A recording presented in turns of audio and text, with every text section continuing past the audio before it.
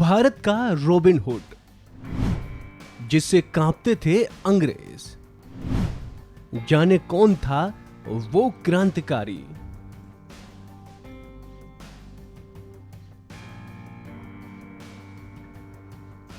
एक ऐसा नायक जो अंग्रेजों की किताब में डाकू आतताई के रूप में दर्ज है, लेकिन भारत के इतिहास में महान क्रांतिकारी नायक के रूप में।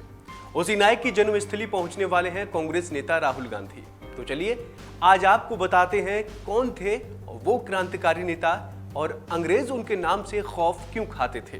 दरअसल 1882 में मध्य प्रदेश की पंधाना तहसील के बरदा गांव में टांड्या भील का जन्म हुआ था।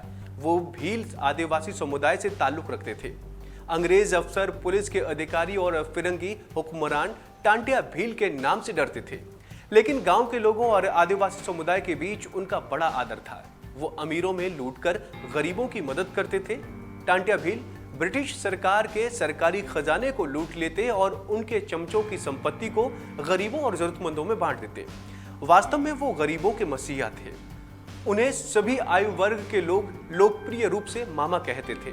टांट्या का ये संबोधन इतना लोकप्रिय हुआ कि भील आज भी मामा कहलाने में गर्व महसूस करते हैं। कांग्रेस नेता राहुल गांधी गुरुवार को भारत जोड़ो यात्रा के दौरान उन्हीं जननायक टांट्या भील की जन्मस्थली पहुंचे हैं। आपको बता दें कि क्रांतिकारी टांट्या स्वदेशी आदिवासी समुदाय के सदस्य थे और भील जनजाति से ताल्लुक रखते थे।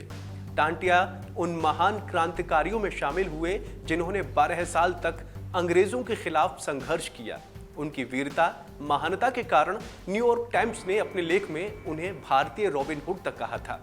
इसके बाद कई किताबों और लेखों में उनके लिए रॉबिन हुड का नाम प्रयोग किया गया। आपको बता दें कि अंग्रेजों के आतंक से त्रस्त भील समुदाय ने भारत को गोरों के चंगुल से आजाद करने और समाजवादी समाज को स्थापित करने का सपना देखा, जिसे सच करने के लिए टांड्या भील ने उनमें जोश भर दिया। दरअसल टांड्या भील का वास्तविक नाम टंडरा भील था। उनका जन्म 1840 में मध्य प्रदेश के खंडवा में हुआ। टांड्या वीरता और साहस को देखकर तात्या टोपे ने उन्हें गुरिल्ला युद्ध नीति सिखाई। उन्होंने अंग्रेजों को लूटकर गरीबों की मदद की, उनकी भूख मिटाई। कुशल तीरंदाज और निशानेबाज रहे टांट्या ने अंग्रेजों की शोषण करने की नीति पर सवाल उठाए और अपनी आवाज बुलंद की। अंग्रेजों के खिलाफ उनकी रणनीति और तेज तर्रार तेवर के कारण बहुत कम समय में उन्हें पहचान मिली। उन्होंने जनजाति के लोगों को एकजुट करने की कोशिश की, धीरे धीरे इनके साथ जुटे और इस तरह आदिवासियों के मसीहा बनकर अधिकारों की जंग लड़ी।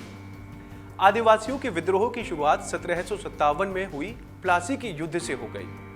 उनकी इस जंग में टांट्या भील ने संघर्ष की मशाल थामी और वर्ष 1857 से लेकर 1889 तक अंग्रेजों की नाक में दम कर दिया।